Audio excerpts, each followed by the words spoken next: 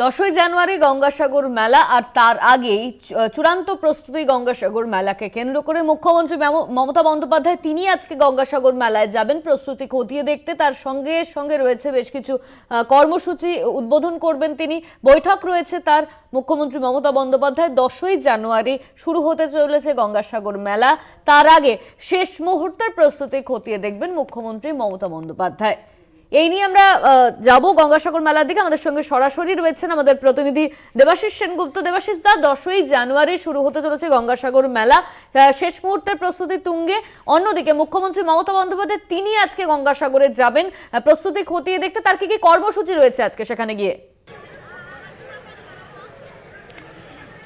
দেখো, প্রথমে বলি অনন্যা, আর কিছুক্ষণ পরেই যদি একদম ওয়েদার যদি ঠিকঠাক থাকে, কারণ এই মুহূর্তে গঙ্গাসাগর এই চত্বর জুড়ে পুরো ওয়েদার পুরো কুয়াশাচ্ছন্ন রয়েছে এবং ঠিকঠাক যদি থাকে সব, তাহলে কিন্তু ঠিক 1টা নাগাদ কিন্তু হেলিকপ্টারে করে মুখ্যমন্ত্রী আসার কথা হেলিপ্যাডে, এবং তারপর তিনি সেখান থেকে যাবেন হচ্ছে ভারত সেবাশ্রম সংঘ, এবং তারপর সেখান থেকে তিনি যাবেন কপিলমুনি আশ্রমে আসবেন। আমরা এই মুহূর্তে দাঁড়িয়ে রয়েছি ঠিক কপিলমুনি আশ্রমের সামনে, এবং এই মুখ্যমন্ত্রীর আশা কেবল নয়, পুরো মেলাকে যাতে নিরাপত্তা মোড়কে ঘিরে ফেরা যায় তার জন্য একাধিক রয়েছে সেখানে ওয়াচ টাওয়ার রয়েছে, প্রায় 15,000 পুলিশ বাহিনী সেখানে মোতায়েন রয়েছে, এমনটাই কিন্তু আমরা জানতে পারছি সুন্দরবন পুলিশ জেলা সূত্রে। আমি আমাদের আরেক প্রতিনিধি রয়েছেন মানুষকে বলবো দেখানোর জন্য এই মুহূর্তে মন্দির চত্বর এবং মন্দির চত্বরকে কেন্দ্র করে পুলিশি বেষ্টনী দেখতে পাচ্ছ। সেই পুলিশ কিন্তু নিরাপত্তা এই মুহূর্তে সেই করা হচ্ছে এখানে, কারণ ইতিমধ্যে জানো যে কেবল এই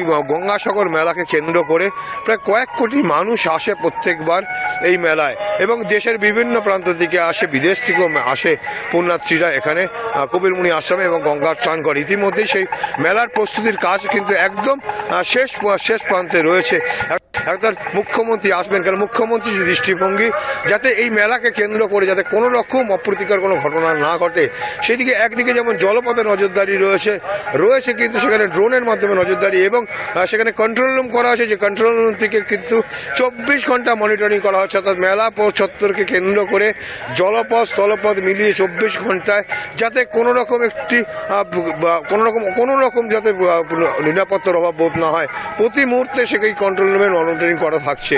এবং এই 10 তারিখ থেকে মেলা শুরু হবে প্রকারত, কিন্তু তার আগে এই প্রস্তুতি হয়েছে, কেন মুখ্যমন্ত্রী এর আগেই নবান্নে বৈঠক করেছেন বিভিন্ন দপ্তরের আধিকারিকদের সঙ্গে নিয়ে, বিভিন্ন যে দপ্তর এখানে কাজ করবে সে সমস্ত মন্ত্রীদের নিয়ে, এবং সেখানে তিনি যে পরিকল্পনা করে দিয়েছেন সেই পরিকল্পনা কতটা বাস্তবায়িত তা একদম বুঝে নিতেই কিন্তু তিনি আসবেন। একদিকে যেমন তিনি ভারত সেবাশ্রমের সঙ্গে যাবে, কপিলমুনি আশ্রমে আসবেন, পাশাপাশি কিন্তু বৈঠক করবেন প্রশাসনিক কর্তাদের সঙ্গে, ঠিক শেষ মুহূর্তে কোন জায়গায় বাকি রয়েছে এবং তিনি সবটা বুঝে নেবেন। এবং তার দৃষ্টিভঙ্গি হচ্ছে মেলাতে আসা সমস্ত মানুষের যাতে কোনো অসুবিধা না হয় সেটা কিন্তু দেখার। কেন তুমি জানো যে ইতিমধ্যেই কিন্তু এই মেলাকে কেন্দ্র করে জাতীয় মেলার ঘোষণার দাবি জানিয়েছেন মুখ্যমন্ত্রী মমতা বন্দ্যোপাধ্যায়। তারপরেও কেন্দ্রীয় সরকার টনক নড়েনি।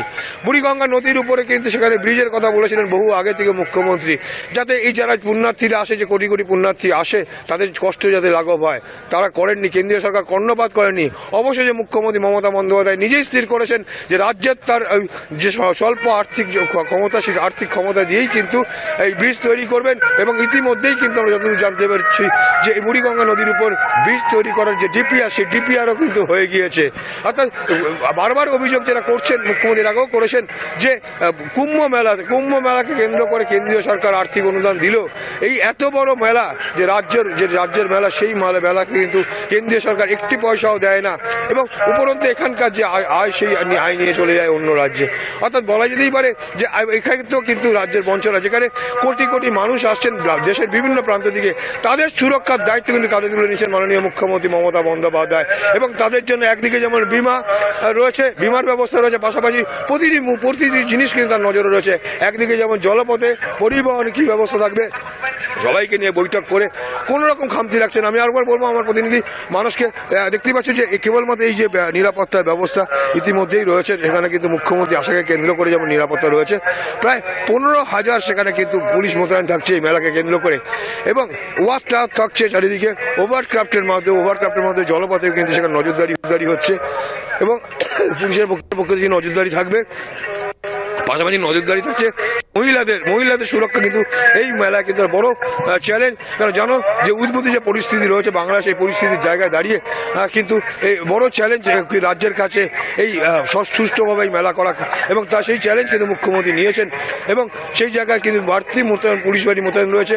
মহিলাদের সুরক্ষার ক্ষেত্রে যেমন এখানে উইনার্স বাহিনী কিন্তু সচল রয়েছে, এবং ইতিমধ্যেই কিন্তু দেখা গিয়েছে বিভিন্ন প্রান্তে কিন্তু প্রত্যেকটি পকেটে কিন্তু সেখানে সাদা পোশাকের পুলিশ বাহিনী কিন্তু মোতায়েন রয়েছে, যাতে কোনো রকম কোনো অপ্রীতিকর ঘটনা না ঘটে এবং ঘটতে না পারে, এবং তার জন্য ব্যবস্থা রয়েছে।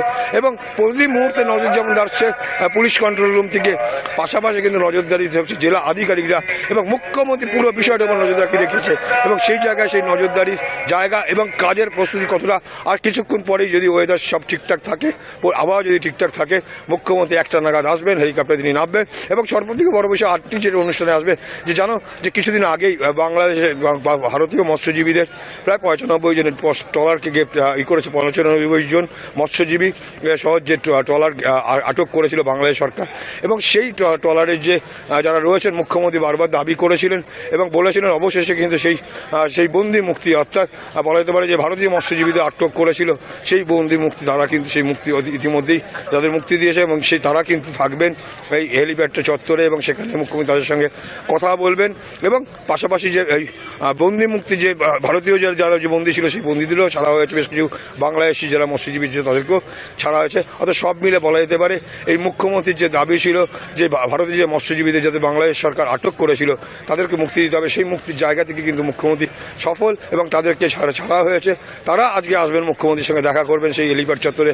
এবং এর পাশাপাশি কিন্তু বেশ কয়েকটি সরকারি কিন্তু অনুষ্ঠান রয়েছে, এবং সেক্ষেত্রে একদিকে যেমন তিনি আসবেন, বিভিন্ন বিষয় ঘুরিয়ে দেখবেন, আধিকারিকদের সঙ্গে বৈঠক করবেন, তার পাশাপাশি তিনি ভারত সেবার সঙ্গে যাবেন এবং কপিলমুনি মন্দিরে আসবেন, এবং তিনি এখানে পুজো যেমন দেবেন, পাশাপাশি মহন্তীর সঙ্গে কথাও বলবেন। এখানে যারা মহন্তী রয়েছেন, যিনি প্রধান মহন্তী, তার সঙ্গে কথা বলবেন। কারণ আমরা দেখেছি গতকালে আমরা কথা বলছিলাম মহন্তী সঞ্জয় দাসের সঙ্গে, তিনি যেটা বক্তব্য জানিয়েছেন, তিনিও কিন্তু খুব উগরে দিয়েছেন কেন্দ্রের বিরুদ্ধে, যে এত বড় মেলা, সেই মেলাকে কেন্দ্র করে কেন্দ্রীয় সরকার কোনো রকম তাদের সহায়তার হাত বাড়ায় না, যদিও তাদের দাবি ছিল যে কেন্দ্রীয় সরকার এই মেলাকে সফল করার জন্য সহায়তা করুক।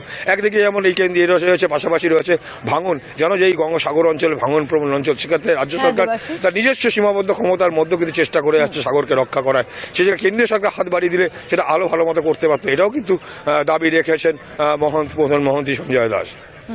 অনন্যা, ধন্যবাদ তোমায় দেবাশিস। আমাদের সঙ্গে সরাসরি গঙ্গাসাগর থেকে ছিলেন আমাদের প্রতিনিধি দেবাশিস সেনগুপ্ত। 10ই জানুয়ারি থেকে শুরু হতে চলেছে গঙ্গাসাগর মেলা। তার আগে শেষ মুহূর্তের প্রস্তুতি দেখতে মুখ্যমন্ত্রী মমতা বন্দ্যোপাধ্যায় আর কিছুক্ষণের মধ্যেই উপস্থিত হবে গঙ্গাসাগরে।